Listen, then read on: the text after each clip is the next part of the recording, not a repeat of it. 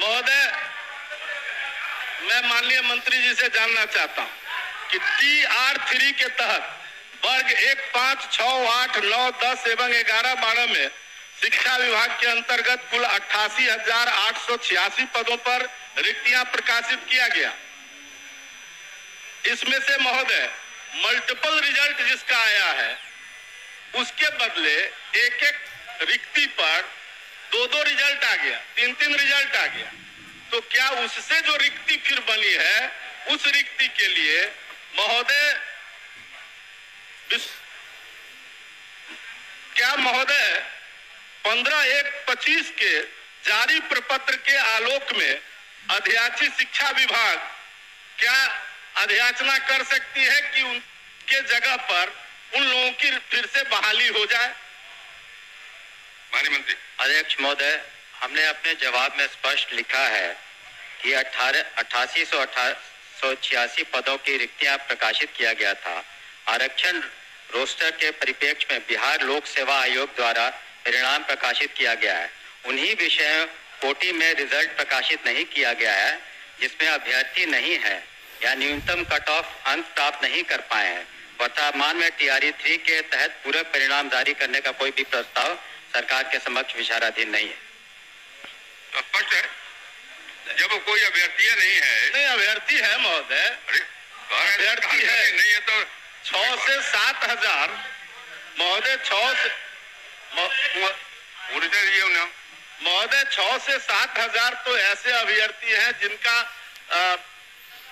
Reject कर दिया गया और बाकी ऐसे अभ्यर्थी हैं महोदय, मार्क नहीं आएगा तो क्या करेंगे? नहीं महोदय, ऐसे अभ्यर्थी हैं जिसके बारे में हम जानना चाहते हैं कि जिनके मल्टीपल रिजल्ट आ गए।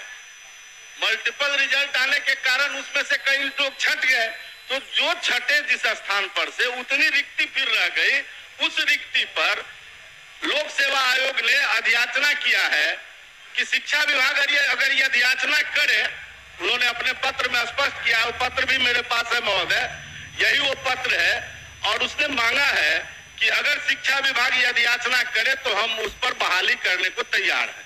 क्या शिक्षा विभाग अध्याचना करना चाहती है? मंत्री, सीधा जवाब भी है कि तत्काल उस पर कोई हम लोग विचार नहीं कर रहे हैं। धन्यवाद। क्या बोलिए?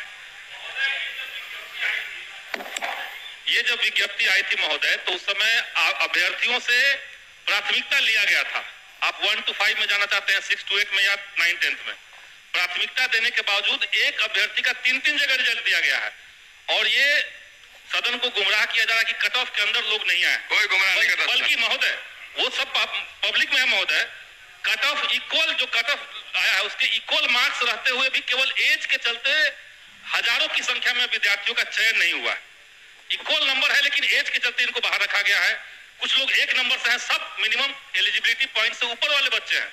इसीलिए अब सरकार ने TR1 में सप्लीमेंट्री रिजल्ट दिया भी था। पूरा क्या आपका? सरकार TR1 की तरह रिक्त पदों पर सप्लीमेंट्री रिजल्ट नहीं देने का विचार क्यों कर रही है, क्यों मना कर रही है देने से, ये हम जानना चाहते हैं।